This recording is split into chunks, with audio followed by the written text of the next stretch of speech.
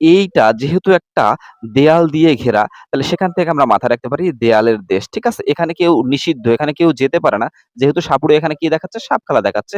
সেখান থেকে আমরা মাথায় রাখতে পারি হচ্ছে নিষিদ্ধ যেহেতু নিষিদ্ধ লবান। ঠিক আছে? যদি কেউ এখানে ঢুকে বা এই সাপটা এখানে কি করে?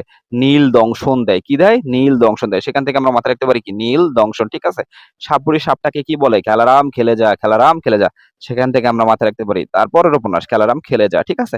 সীমানা ছাড়িয়ে কেউ কোথাও যেতে পারে না, তাই না? দর্শকরাও ভিতরে ঢুকতে পারে না, এরাও কি বাইরে বের হতে পারে না। তারপরের উপন্যাস সেখান থেকে আমরা মাথায় রাখতে পারবো হচ্ছে কি সীমানা ছাড়িয়ে। ঠিক আছে?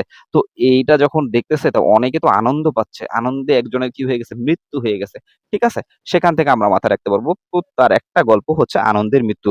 প্রচুর পরীক্ষায় আসে। ঠিক আছে? এবং নাটকগুলো কিন্তু প্রচুর গুরুত্বপূর্ণ। আমি একটু স্টার্ট দিয়ে দেই। ঠিক আছে? তো তো এই যে সাপুড়েটা, এই সাপুড়েটার নাম আমি বলছি হচ্ছে নুরুল দ্বীন। এই নুরুল দ্বীন তার